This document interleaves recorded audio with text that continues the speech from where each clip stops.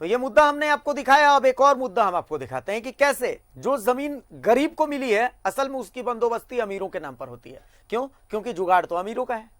कहानी गोड्डा की है। झारखंड के जमीनों पर अवैध कब्जे का खेल कुछ इस कदर खेला जा रहा है कि सरकारी से लेकर के रैयती जमीन पर कब्जा ही होता जा रहा है। जमीन गंवाकर कंगाल और भूमिहीन बन चुके ग्रामीणों को सरकार की ओर से दिए जाने वाले पट्टे की जमीन पर भी कब्जा कर लिया जाता है। गोड्डा में ऐसे ही 55 दलित परिवार 20 सालों से अपने पट्टे का इंतजार कर रहे हैं और उधर दबंगों ने उस गैर मजरूआ जमीन पर भी कब्जा कर लिया है। ये रिपोर्ट देखिए। स्थित पथरगामा प्रखंड के बिरसाहा पंचायत में 55 दलित भूमिहीनों को जिला प्रशासन द्वारा एक कट्ठा जमीन देकर घर बसाने का आदेश तत्कालीन एसडीएम द्वारा प्रखंड के अंचलाधिकारी को दिया गया था, मगर सरकारी बाबुओं की मेहरबानी से फाइल दबी रह गई और ग्रामीण 20 वर्षों तक इसी इंतजार में बैठे रहे। और 5 साल पहले इन्होंने जब उस जमीन पर घर बनाने की शुरुआत की तो स्थानीय दबंगों द्वारा इन्हें वहां से ये कहकर खदेड़ दिया गया कि ये जमीन उनके नाम से बंदोबस्त कर दी गई है।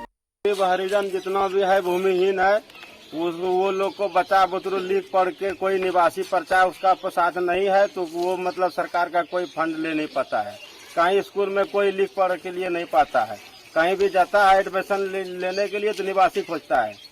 इसलिए हम लोग को जमीन वहाँ दिया था सरकार के यहाँ से तो वहाँ जब वहाँ झारखंड सरकार का जमीन हम लोग को दिया था एक कट्ठा करके। कब दिया था? दिया था 83-84 में।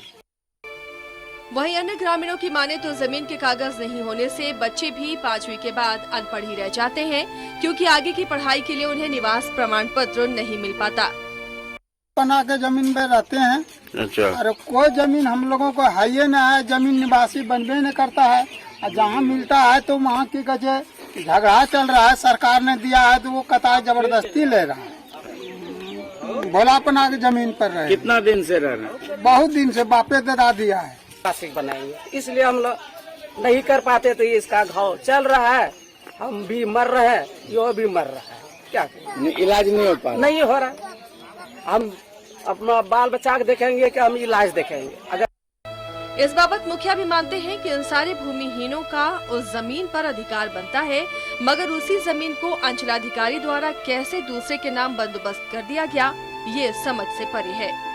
दिन पहले 54-56 आदमी के नाम से भूमिहीन, जो कि पंडा टोला का कादर समुदाय है, बिसाहा का कुछ 80 परिवार है और डुमरी टोला का भी कुछ 80 परिवार है, उनके नाम से जमीन अलॉट हुआ था पहले। लेकिन बीच में फिर डुमरी टोला का ही कुछ ज्यादा परिवार का लोगों का कहना है कि यह जमीन हम लोगों के नाम से बंदोबस्त हुआ है और उन लोगों के द्वारा उस पर कभी कभार खेती भी किया जा रहा है। लेकिन 4 साल पूर्व इन लोगों के द्वारा जब उस पर मकान बनाने का काम किया जा रहा था, मतलब झोपड़ी देने का काम किया जा रहा था, तो उन लोगों के द्वारा रोका गया। सरकार हमेशा भूमिहीनों को जमीन देकर बसाने की बातें करती है, लेकिन इन बातों का जमीनी स्तर पर कितना अमल हो पाता है ये साफ नजर आ रहा है। गोड्डा से न्यूज़ 11 भारत के लिए नरेंद्र की रिपोर्ट। तो आप सोचिए, सरकार की तरफ से कुछ लोगों को जमीन मिली, चलिए, लेकिन 20 साल से वो 55 परिवार जिन्हें जमीन मिली है वो उस जमीन की 1 इंच हिस्से के लिए इंतजार कर रहे हैं। और ये जो बीच का वक्त है, इस वक्त में इस सरकारी गैर मजरूआ जमीन पर दबंगों ने कब्जा कर लिया। तो अब सोचिए इस सिस्टम को, देखिए, आप देखिए खेल। मामला गोड्डा के पथरगामा प्रखंड के बिसाहा पंचायत का है। आप सोचिए कि किस हद तक एक आम आदमी मजबूर है। सरकार भी इसमें क्या कर सकती है? आप सोचिए, सरकार ने अपना काम किया। सरकार ने बोला कि ठीक है, इनके पास जमीन नहीं है, इनको जमीन दो, लेकिन उसके आगे इस जमीन को देने के लिए अब मुख्यमंत्री तो नहीं आ सकता, इस जमीन को देने के लिए कोई मंत्री तो नहीं आ सकता। ये काम तो सरकार के नुमाइंदों को करना है, लेकिन वही नुमाइंदे खेला कर जाते हैं। और एक स्थानीय हमारे साथ जुड़े हुए हैं, संजीव जी। आप तो वहां के लोकल आदमी हैं। हम पथरगामा प्रखंड के बिसाहा पंचायत की बात करते हैं। 55 परिवार हैं, गरीब लोग हैं। सरकार की तरफ से जमीन मिलनी थी इन्हें। 20 साल पहले जमीन आवंटन होने की बात हो गई थी। आज भी जमीन छोड़िए, जमीन की एक धूल का हिस्सा भी नहीं मिला है और दबंग जमीन पर कब्जा करके बैठे हुए हैं। किसको दोष देते हैं इसके लिए? इसमें दोषी तो निश्चित रूप से जो जिम्मेदार अधिकारी हैं वहाँ जो थे उस समय, जिनके जिम्मे ये काम था, तो बेसिकली पहले जो जिम्मेदारी उनको जाती है, फिर उसके ऊपर उस समय जो तात्कालिक जनप्रतिनिधि थे उनको भी जाता है दोष। तो क्या लगता है आप, मतलब मैं इसलिए यह सवाल कर रहा हूं सर, क्योंकि आप उस क्षेत्र से जुड़े हुए हैं, आप सब चीज को करीब से देख रहे हैं। ये 55 परिवार बेचारे ऐसे हैं कि जिनके पास अपना आधार कार्ड तक नहीं है, क्योंकि जब तक जमीन नहीं होगी, स्थायी पता नहीं होगा, इन बेचारों का आधार कार्ड भी कैसे बने? राशन कार्ड भी नहीं बन पा रहा है। वो पूरी तरह से सरकार से कटा हुआ है, क्योंकि वो लोग का वो जो सो रेजिडेंसी क्लियर नहीं है, रेजिडेंस का जिसके पास प्रूफ नहीं रहेगा, भूमिहीन है, तो वो तो पूरी तरह से समझ लीजिए कि वो यानी कि वो एक अलग ही जीवन जी रहे हैं।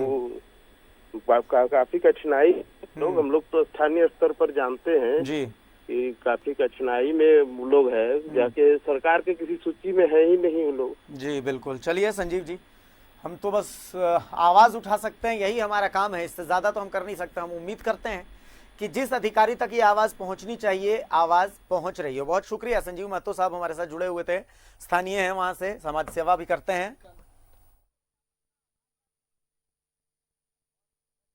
भी हमारे साथ अब फोन लाइन पर जुड़ चुके हैं। रजनीकांत जी, मैं बात कर रहा हूं बिसाहा पंचायत की। 55 परिवार हैं, अपने हक के लिए पिछले 20 साल से लड़ रहे हैं, और जो हक उनको सरकार की तरफ से मिला था उस पर तो दबंगों ने कब्जा कर लिया है।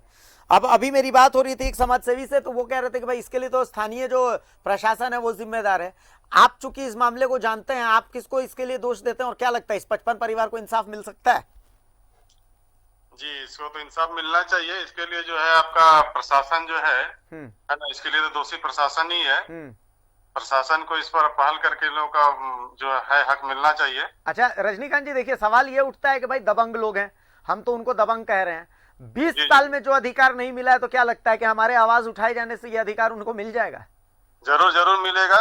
मिलेगा, क्योंकि कानून से बढ़ के कोई नहीं होता। दबंगई तो एक समय तक ही चलता है जी, है ना। कानून के आगे तो सबको झुकना ही पड़ता है ना।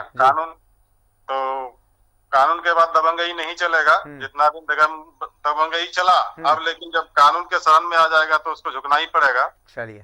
चलिए रजनीकांत जी, बहुत शुक्रिया कि आप हमारे साथ जुड़े। तो रजनीकांत महतो साहब हमारे साथ जुड़े हुए थे। भाई हमारी कोशिश यही है कि इनको इंसाफ मिले। अब इंसाफ देना ना देना ये तो गोड्डा के प्रशासन को तय करना है, गोड्डा के डीसी साहब आपको तय करना है, गोड्डा के विधायक जी आपको तय करना है, गोड्डा के सांसद साहब आपको तय करना है कि इन लोगों को, इन 55 परिवारों को आप इंसाफ दे सकते हैं या नहीं। इंसाफ दीजिए, इसलिए दीजिए क्योंकि आप लोगों पर, आम लोगों का विश्वास बना रहना बहुत जरूरी है, बेहद जरूरी है। अब आप तय कर लीजिए कि आप क्या करने वाले हैं।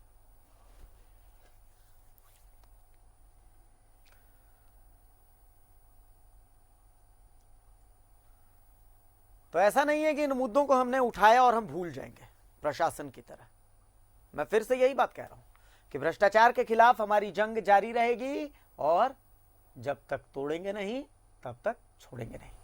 इजाजत दीजिए मुझे, नमस्कार।